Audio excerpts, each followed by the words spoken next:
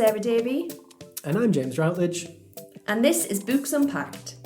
Join us as we chat to people from across the publishing industry to unpack the life cycle of a book. Pop the kettle on, get comfy, and we'll get started.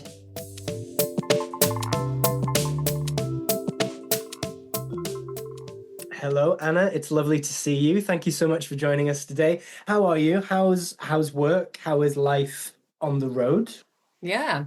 Well, at the moment, I'm really busy. So, which I would say for this time of year is a little bit unusual, but I think recently events have taken over my life. So, with all my different publishers. So I'm kind of a freelance sales rep for a lot of different publishers. So children's, cookery, fiction, you name it, basically. I've got a book on it. But but at the moment, events are the thing, and all sorts of events, workshops, author talks, just signings, all of that at the moment. So yeah, I'm trying to get books out to the shops in time, and hoping it all goes well with the authors. But the sales have been good as well. So I think people are feeling that they want to connect to not just books, but the authors and have an experience as well. Yeah. So is that you sort of providing the books for the events that are happening that the bookshops are running? Is that yeah? So like when I'm presenting new titles to bookshops, we kind of like, if there's anything local or anything of interest or anything specific to that shop, it might be a coastal bookshop, for instance, and we might have a book on sailing or something like that. Yeah, and then we kind of think, oh, would this be an interesting event for your customers? Is the author able to come up or go down to wherever the bookshop is?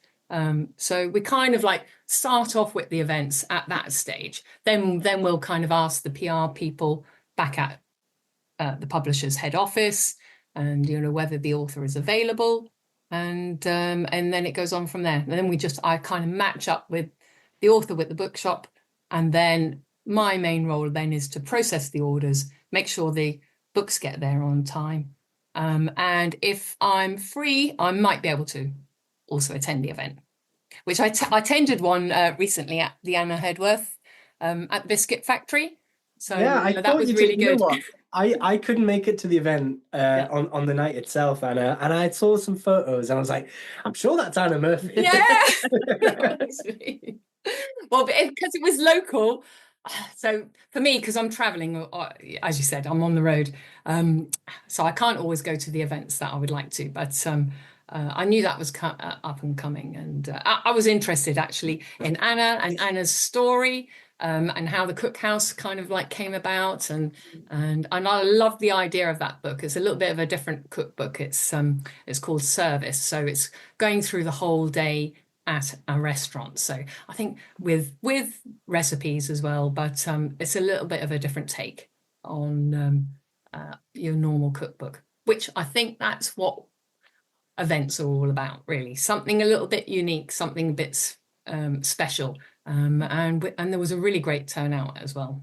Yeah, for that. It's really interesting because we always like the whole life cycle of a book. We do like to learn something new, and I organise events, and I've not yet organised an event and included a rep, and so I feel like I'm like, oh my God, I've learned something new that I didn't. There's another person. Like normally I'm dealing with publicists or sometimes directly with the authors. Yeah. And it hadn't occurred to me, and I'm like, this is new. This is brilliant. I've learned a new thing. Yay. Yeah, no, it's great. I mean, Anna, we can't pretend that we've never met before. Yeah.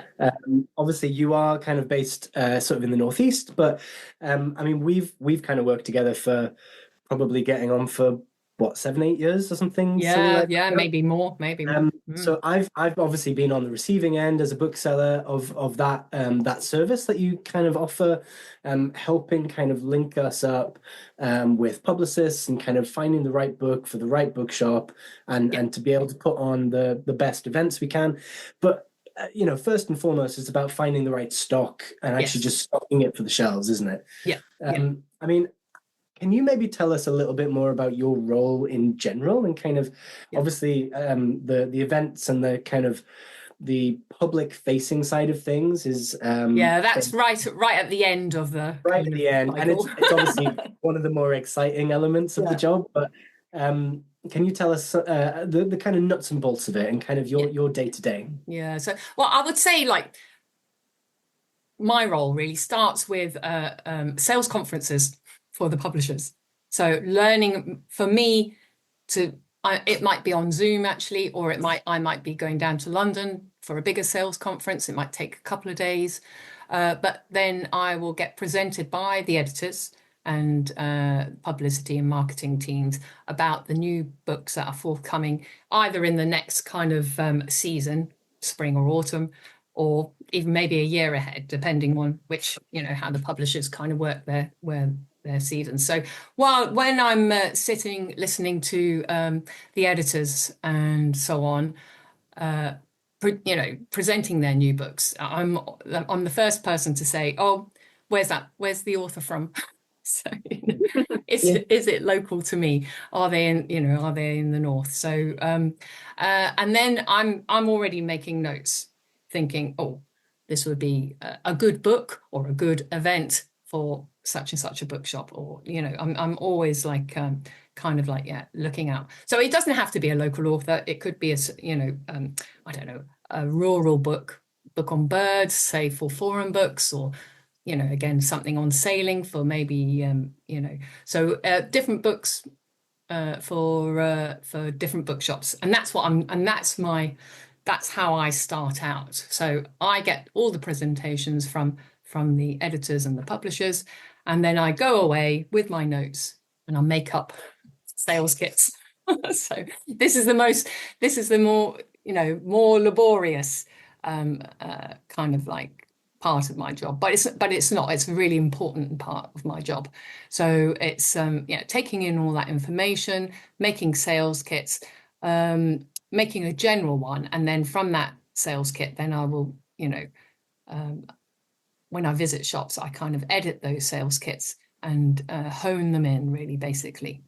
Because basically that's what my job as a rep is to kind of curate sales presentations for my bookshops, because they can go online, they can go on, look at catalogs and so on, but that takes a lot of time. So I'm kind of the intermediary between that, trying to choose books for them so that they don't have to spend a lot more time going through catalogs or online or in in-house hard copy catalogs, that type of thing.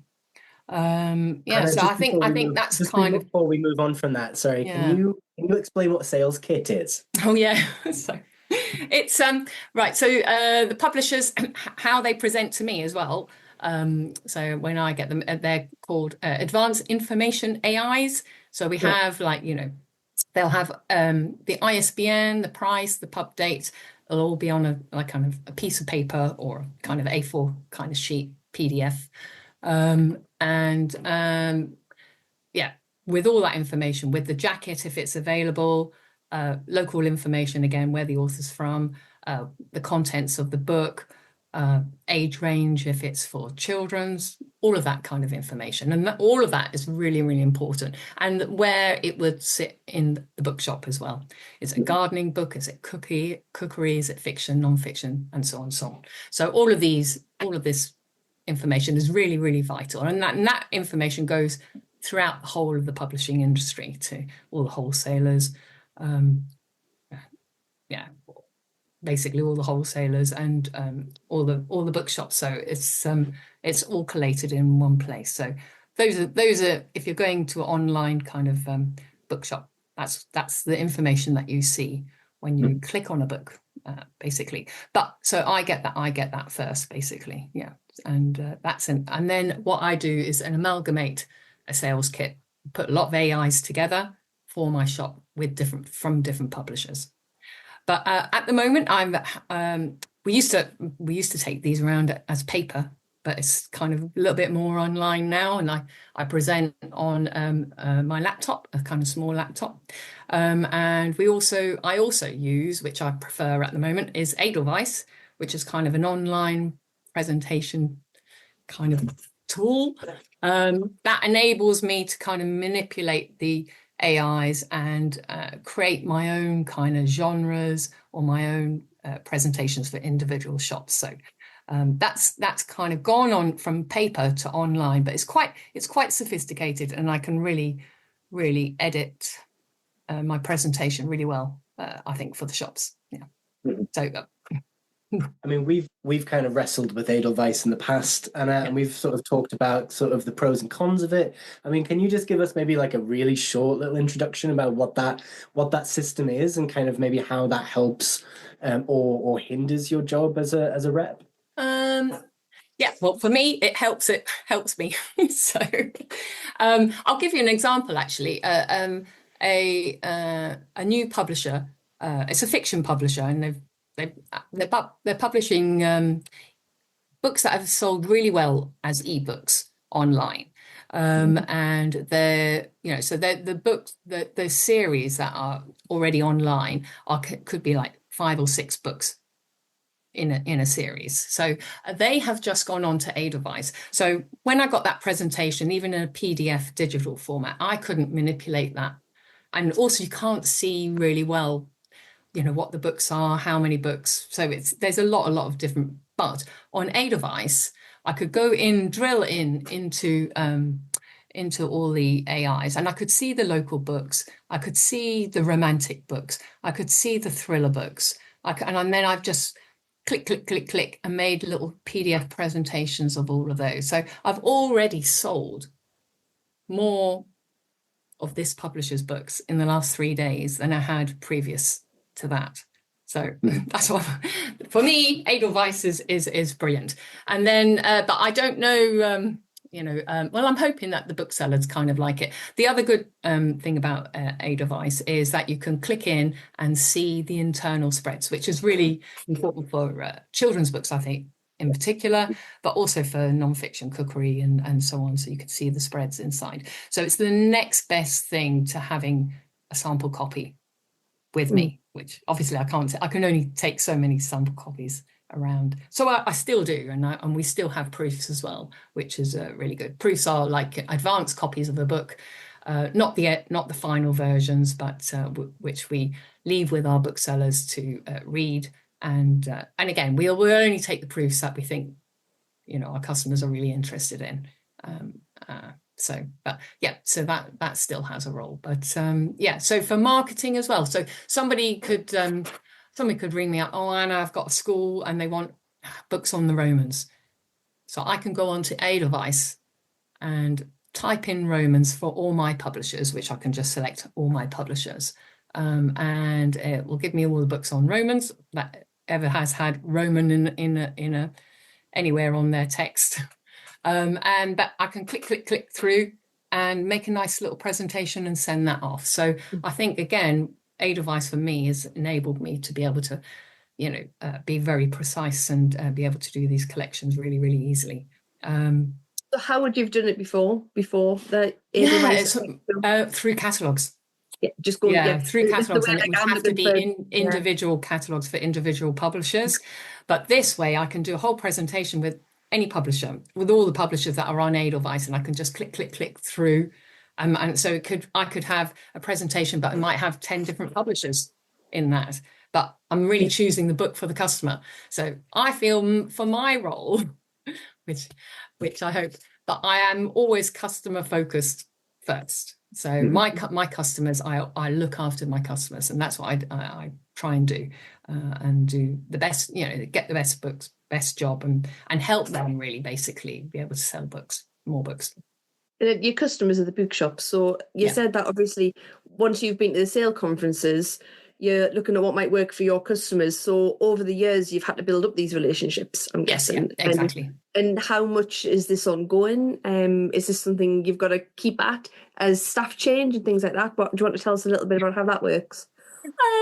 I mean, it does. I think there's still a continuity, even if staff changes. But so there have been examples where, I wouldn't say necessarily in the bookshops, but say probably in like museums and galleries, and in those types of places, more of the gift market, where sometimes there's been a great buyer, and then all of a sudden there's been a change, and it's someone who's new to books, or in some of those, we can sell a lot of books now into museums and galleries and all of those types of places, but yeah, if someone hasn't come from a book background, you kind of have to start again and take them through quite easy with it all, not bombard them with too much information. Yeah. So yeah, that can take time then to, establish and for them to trust me, and, for me to be able to, trust them as well, that they are getting the right books in. Yeah. So, but other than that, I think there's quite, there is the personal, and then you get on with, I have to say, someone said to me when I do my presentations over Zoom, oh, Anna, it just sounds like you're having a laugh, basically.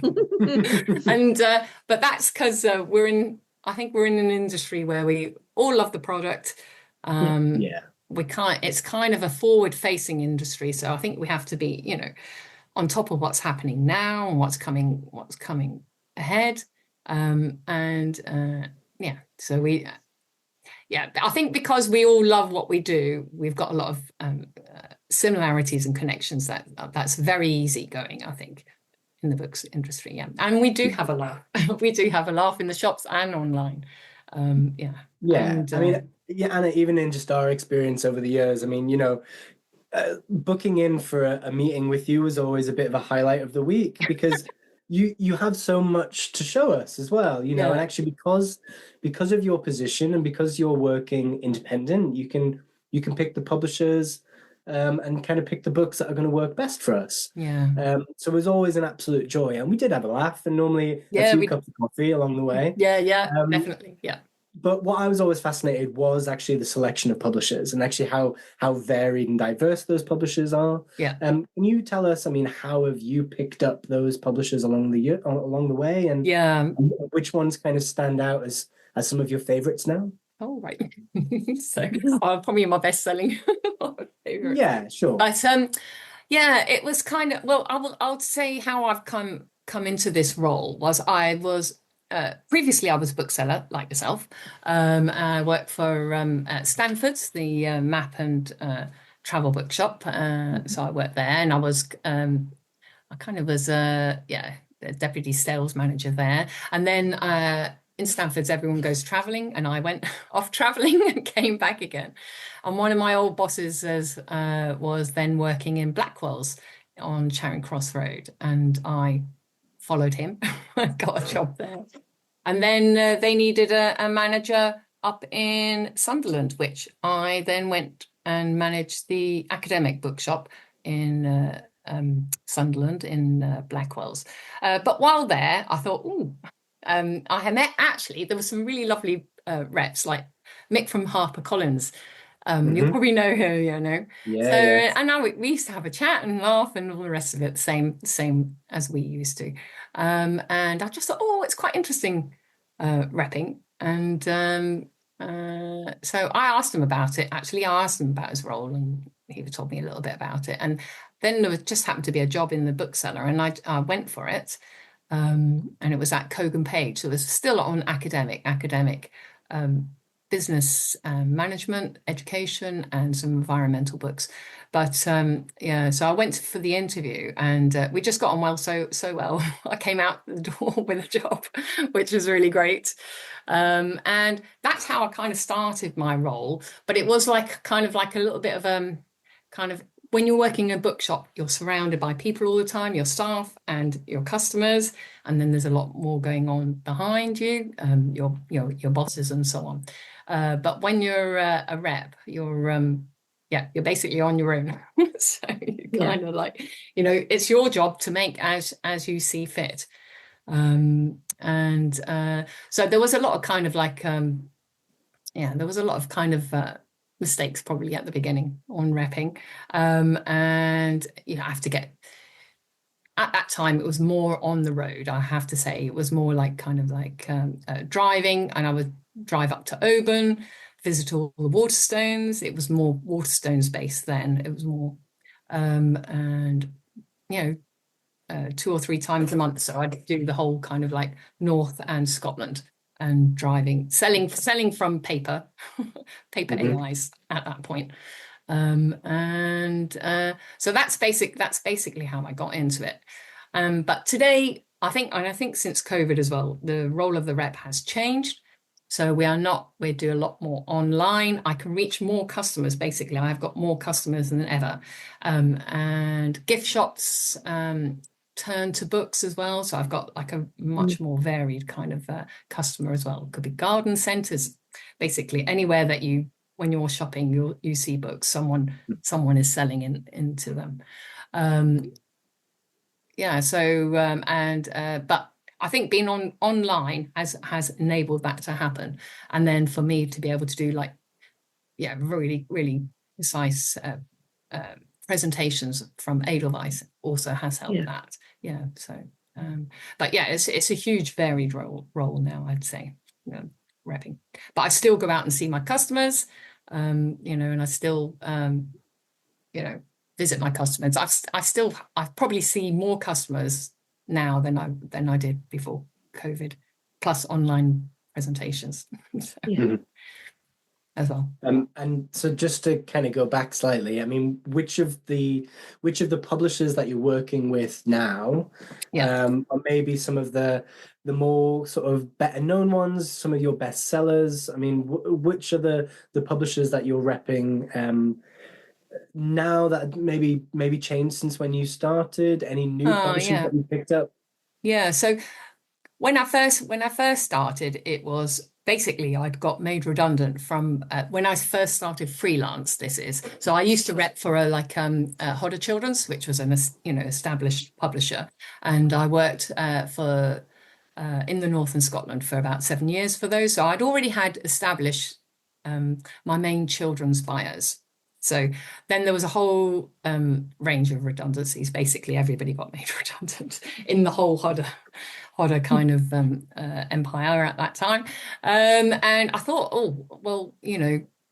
no one was really hiring. So I thought maybe I better go freelance. So the other publishers weren't kind of hiring either. Basically, I just sent off CVs to a few sales groups or sales reps groups. And I didn't really get an answer for about 3 months. And then David Seagrove from Pinnacle Books kind of emailed me, "Oh, Anna, I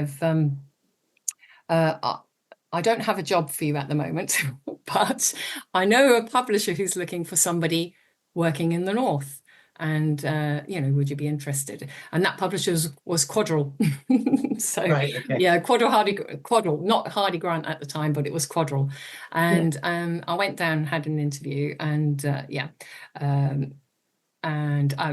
basically I got that job. So that was my first big publisher.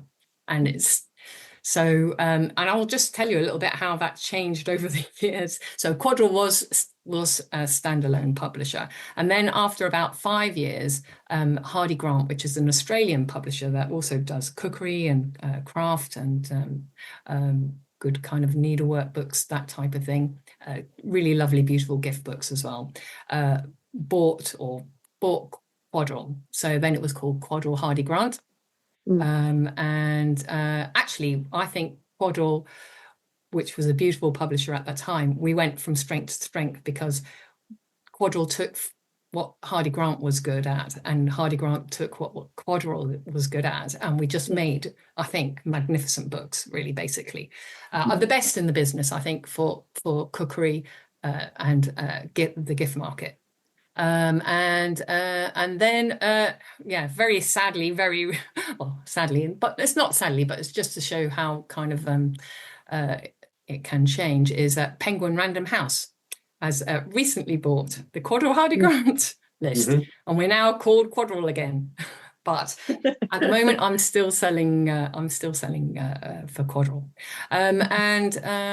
So Quadrille is still one of my favorite. It is my favorite. It's what helped me establish and basically enable myself to out on the road and to pay myself, because I'm paid on commission. Yeah, I was going to ask that. Yeah. So that's it. I'm paid slightly on commission, and sometimes I get retainers from some smaller publishers who, if I was to take their commission, I wouldn't make any money. Yeah. So I have to spend a lot of hours preparing and reading AIs and preparing kind of presentations and stuff like that. So they are quite happy for me to kind of like, not generate as many sales, we say direct, but I can generate more sales like through the wholesalers, that type of thing. So so I get it's a cross between the two. So commission and some monthly kind of retainers, which is good, and that established it. So anyhow, so I had Quadrille, and then David came back to me about 6 months later from Pinnacle and said, "Oh, Anna, I've got a space now in the north. Would you like to join?" And when I joined that, I joined with the Quarto Group, so which as well. So they have that's includes like Francis Lincoln and children's as well. Happy Yak now. They've got a huge load of imprints, and they've got a big American arm as well.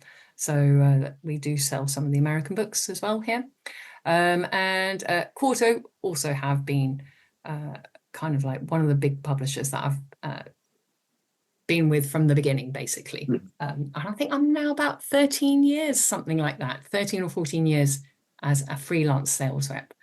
And then I think once you start getting a reputation, then publishers start coming to you. "Oh, Anna, could you do my list?" Or, and it could be small. And sometimes I do take the smaller ones because I just think, just give them a chance. Otherwise, they're not going to have a rep, basically, to, present their titles. But there's only so much that you can take. So as the kind of like the bigger groups have kind of like shed their reps, their full-time sales reps, more and more publishers, are thinking about freelance sales reps, but there aren't too many of us, and that's, I would say, from a publishing industry point of view, is going to be quite difficult going forward. I think quite a lot of us are of a certain age, so on the verge, and there has been quite a lot of retirements recently as well. So so it's a kind of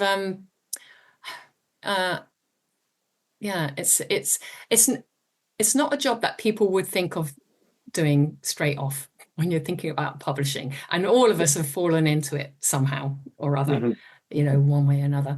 But it's a brilliant job, and it's the connection between the publishers and the booksellers and the customer. And I always hear at the big kind of bookseller conferences, they always mention how important the rep is to them, just for curating kind of titles and so on, and linking with authors and helping with invoices and helping when books don't arrive, just to have a single point of contact, really, instead of trying to negotiate, trying to speak to head office, basically. So, which I think that's what we are. We are kind of like it is a bit, we sell, but we also problem solve as well. Yeah. It's interesting thinking about listening about the whole landscape of it, because we were talking earlier about the role of a rep and how many reps there actually are. Obviously, your smaller publishers can't have them, but what's going to fill that gap? If there wasn't reps, I don't know, does that just mean it's more work for everybody else? Like, how do it's really interesting how much this process reflects what I do and do programming, which is the same. Like, we make a festival and we have to talk to every single publisher separately, and they say what they think we'll like, and then we've got to look at them and go, or I'm looking for a picture book. I'm like, which picture book author shall I contact? I don't know. No, you don't know. Yeah. And I mean, I'm getting to know, but the legwork in that is huge. So if that goes from, do you think it's something will go from the industry, or is it? Well, I think we need some more younger reps. on the road, I think. Yeah. There's actually there's a young girl, I think, from Blackwell's has from Newcastle, I think, has recently become a rep. So it is a bit of a kind of like, you know, you have to jump into it. And there's the driving as well. So I think you do have to like driving, which luckily I do. I actually find driving is quite relaxing. I think, everything stops basically. You don't get all the emails. You know, you can switch off from the emails. So I think you do need a bit of the driving and the bit of the office work, which is then it's a lot of the paperwork, really sorting out all the orders. But that's just normal paperwork, I think that. But yeah, I think it's interesting. It's something that could be brought up actually at a bookseller conference or something like that. You know, how are we going to maintain reps in the future? You know, I would say even for the bigger companies, you know, some of the reps we're all of a certain age. I think we've known each other now for many years, and there's not a lot of new blood coming in. Yeah, I mean, obviously it works both ways, really, doesn't it? So obviously you're feeding to the booksellers all the best bits from the publisher. Do you feel like you're kind of able to feed back to the publisher how the landscape of book selling is at the minute? Yes, I do, and I can do that when we go to our conferences, either in person or online. Sometimes online, actually, we have less time to feed back that type of information, but certainly when we're in conference, we do, because it's more it's more of a natural kind of flow. I have recently actually, although I don't do reports because all I would be doing is reports all day, but I have been getting more questions from publishers at the moment as well about how things are in the shops and so on, or specific things about their own books. So yeah, they do want to feedback. They want feedback, but do they always act on it? I don't know. Yeah, well, it's not just about the bottom line and the sales figures, because they see those come through, but you know, trends form, which you'll see first, won't you? You know, the kind of things that people are buying, where they're putting them in their shops, also what kind of events they like to do. Yeah. I mean, you'll see that first before the publisher actually gets that feedback. Yeah. So it depends because I'm freelance. I have probably less. For some publishers, I've got a little bit more of an input, and they want more input. But others, with some of the time that we everything arrives too late, it's already done. So sure, you know, the jacket is, you know, I can think of a book recently. We had a great jacket in hardback, and they changed the jacket for the paperback, and just doesn't look anything like what the title is or the previous jacket. That's and had I known earlier, I would have fed that back straight away. But it was all too late. By the time we had our meeting, it was already kind of like ready for the print. So but yes, a lot more of that is good. So we do feedback. We feedback very quite a lot on the conferences, and we might butt in about price if we think it's too high, and the jackets if we think they don't work. But sometimes we're a bit late on that. Because, like, you know, half of the time that we would spend having those kind of meetings would be feedback. It would be like, what do you think about this book? And actually flicking through kids' books and cookery and lifestyle and travel, it was like, are the pictures clear enough? Is the font big enough? Like, what's the jacket like? Like, am I as a customer going to pick up that book? Yes. And you know, feeding that back and just sort of seeing the breadth of the books that you can have on offer, and how even from the same publisher they go vastly different directions. They do. And this is a good publisher who we had some great books on that list, and then there was about a few dodgy jackets which can kill a book, really, because that's what, you know. And the other thing about a book is if it's white. So even though we've fed that back so many times to the publishers, you know, it's interesting. Damages. The feedback thing's interesting, because is there an aspect of, because I quite often see people going on about finding mistakes in books, because I write as well. Yeah. People are, and but it's done. It's done. It's done. It's And done. unless you're getting it between hardback and paperback. I did recently feedback something that I found in a book that I thought actually was kind of racially inappropriate in the proof, and then I found it in the hardback, and I was like, so I sent it again, and I don't know if it's in the paperback. But I suppose I don't know, like. I feedback.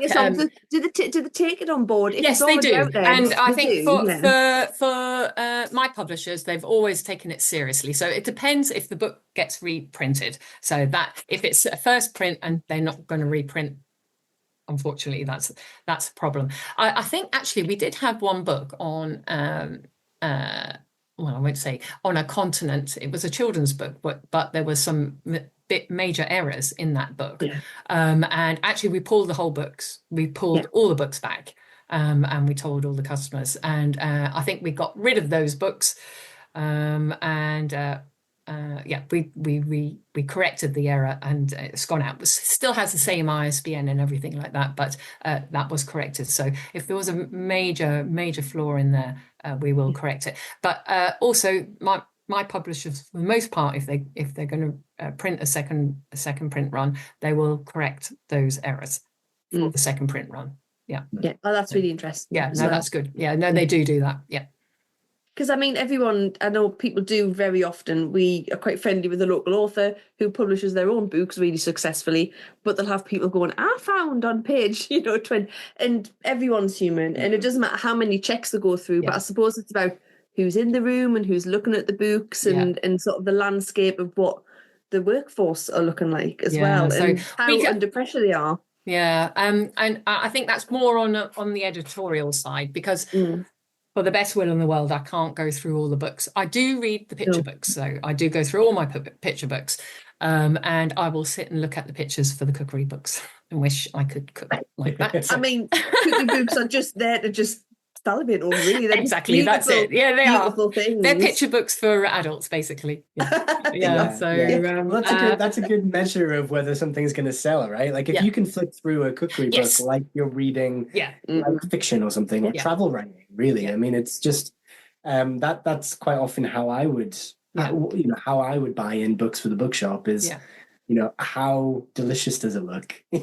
How delicious is the book? And I always say, like, because I will flick through all the non-fiction. I'll just have a check and see the jackets, and because I get samples, and basically I haven't mentioned that before, but I do get samples of most things, not everything. I couldn't have everything, but I can request samples as well. So, and sometimes the books come out and they're much better, and I think, oh my God, that is just a beautiful book. It just didn't come across on the AI or on my presentation as how beautiful this book is. And then, as you know, I'll take that book out again. So if I think, right, I've undersold this book, I'm going to take it out again on my next kind of rep visit, and I'll show them, and I'll pass it. And and that's happened, a good few times actually, and I do like that. But and I can measure about, like, how long I sit and read the book.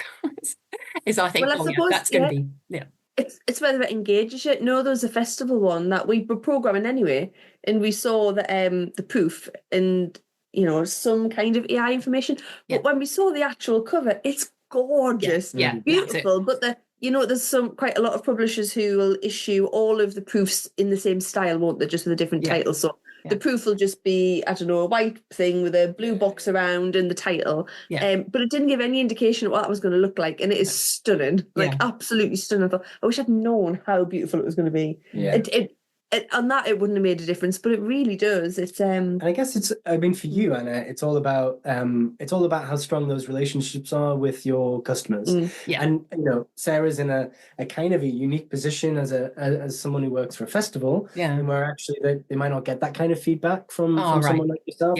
Whereas like your customers who are in public facing, like bookshops and your gift shops and things, you having a good enough relationship with somebody to say, look, we skipped past this one last month, but you need to go back and check it out, look at the finished copy, and just having that trust in your opinion as a bookseller. I mean, that meant the world when you finally see a finished copy and you're like, oh, actually, you know what, Yeah. we'll sell loads of those. Yeah, that's it. That's basically it, you know.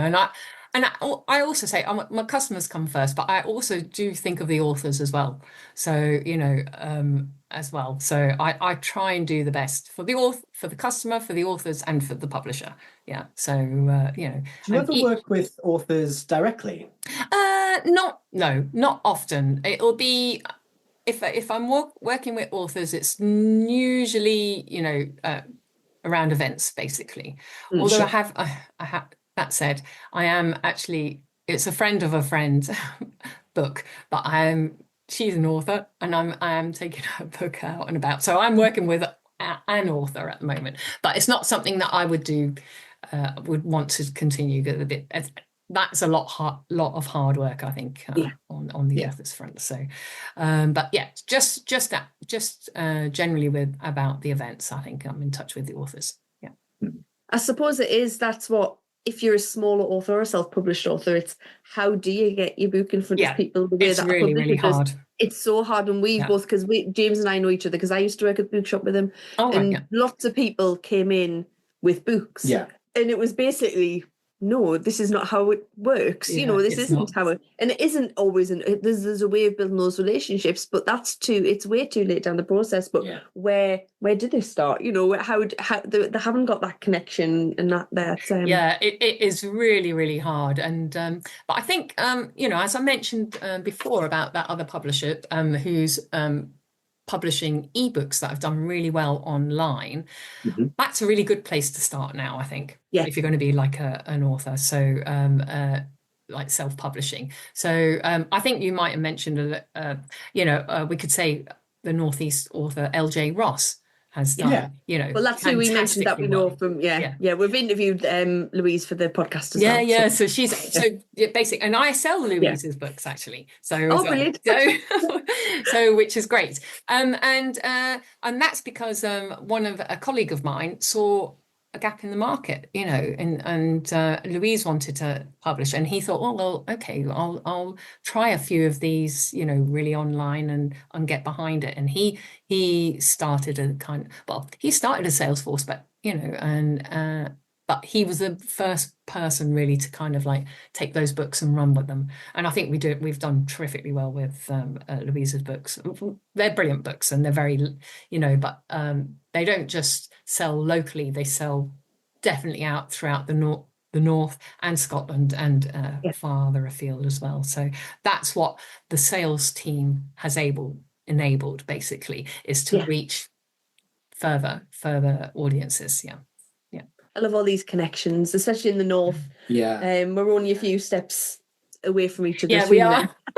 Because you know, it's a big place, but it is sparse in terms of publishing professionals being based and working here as well. So it is nice to kind of see what all the connections are and see how people work together. And to be honest, and I kind of forgot that you repped for Louise.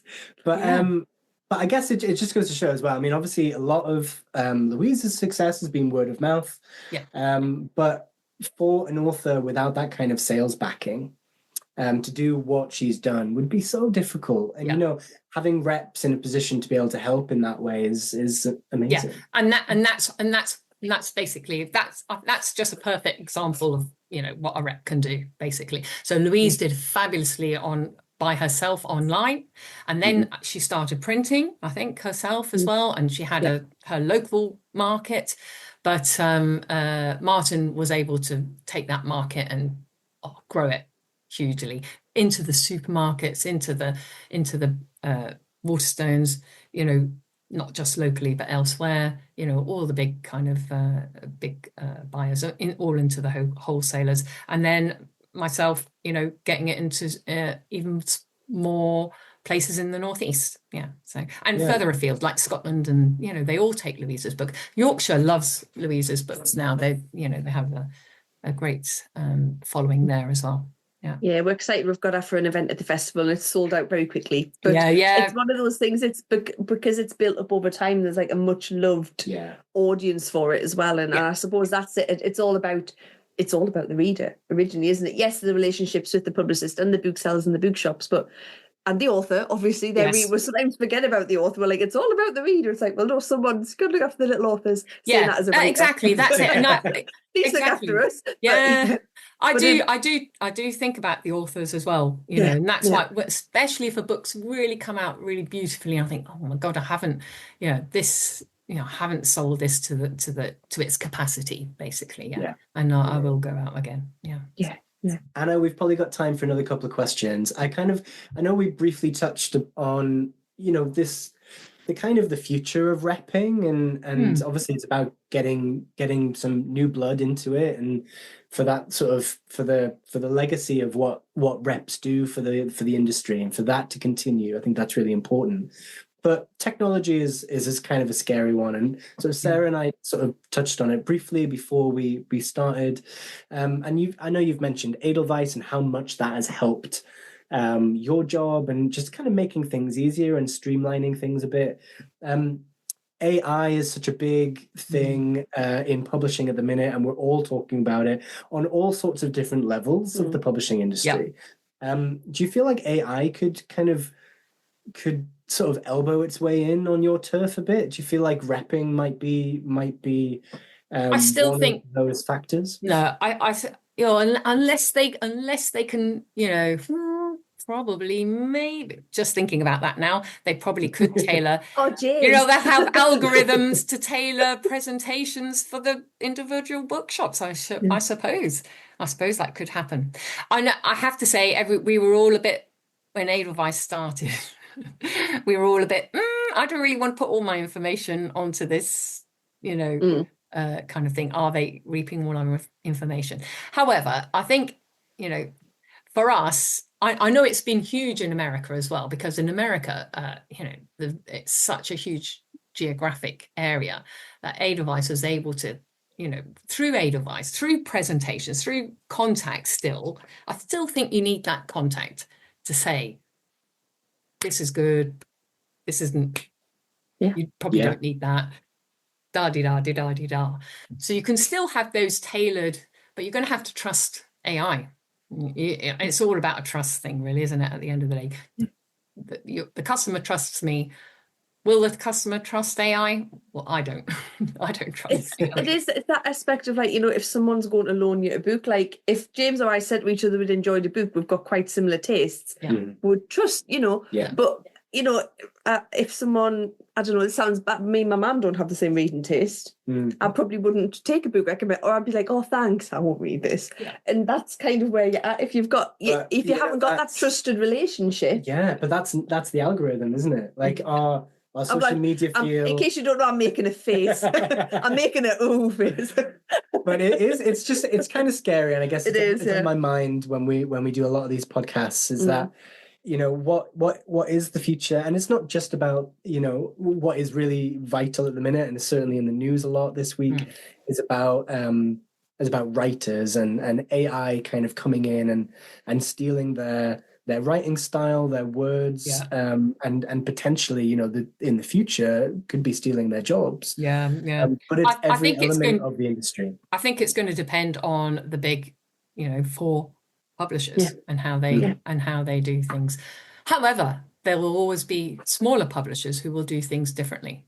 So, and going back to what I kind of started with at the beginning of the interview, is about how events is absolutely exploded in my areas. Absolutely. I've been like 20 years in, doing repping one way or another. And I've never had so many events. And that's people wanting to connect with other people, like-minded people who are interested in cookery or, I don't know, horror or whatever genre it is. And, and then connecting to the author who's written the book. So are you going to connect to a computer who's written a book? In the same it's way? that power of people, the bums on seats thing. We've spent the last 2 weeks, James has been working with me with my Young People's Festival, and oh man, being in a theatre with a lot of kids, 300 excited young people squealing is just the best feeling ever. And then going to a lovely book event and a really intimate one somewhere, 20 people in a bookshop talking over some beautiful translated fiction. Yeah. Glorious. You can't replicate that. And we did try, and we did try during lockdown, and we did it online, but we were still together. We were still doing it with other people. We were still connecting with each other. Yeah. Although we weren't physically in the same place, that power of being with other people who like what you like is just, you can't exactly. replace it. You can't replicate it. Mm. And I think at the end, I think AI will have its place, and they will churn out books on AI for whatever, but there'll always be a backlash to it. So that's what I think. I think people, however they're going to fight it, that they will, people will still want to write stories, and they will get their stories told, I think. Yeah, absolutely.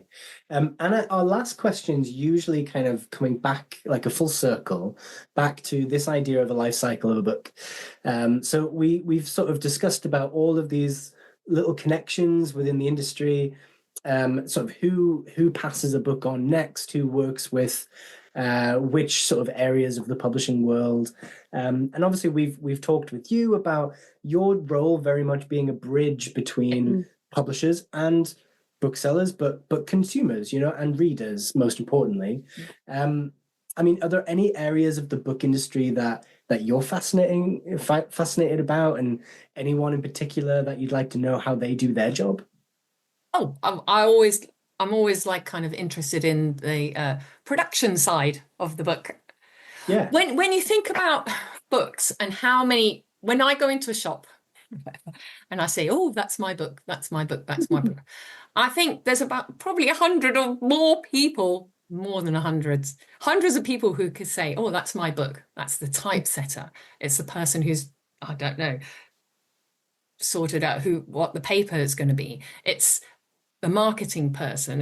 There's so many people involved in one book, as well as the author, as well, all the salespeople, all the marketing people, all the production, even the accounting people. How is it all going to add up? All of that. But yeah, I do love to see like how a book is produced. Yeah, so I'd love to go and see how they kind of like make all those decisions. And then you've got the people, the suppliers of the paper, the warehouse people, all the wholesalers that are involved. It's a massive industry. Actually, a chap who's got a little bookshop in the Highlands, and he used to work in finance in London, and he said, Anna, I've never been in such a complicated industry in my life because of like the supply chain is so. But it's yeah. So yeah, production. I'd like to know more about production.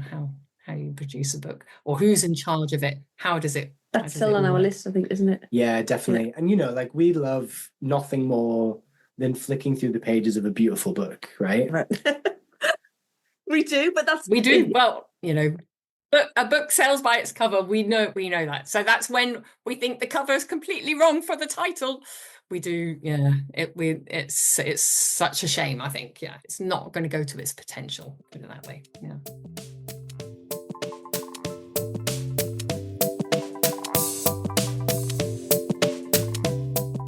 Thanks so much for listening. We hope you learned something new like we always do.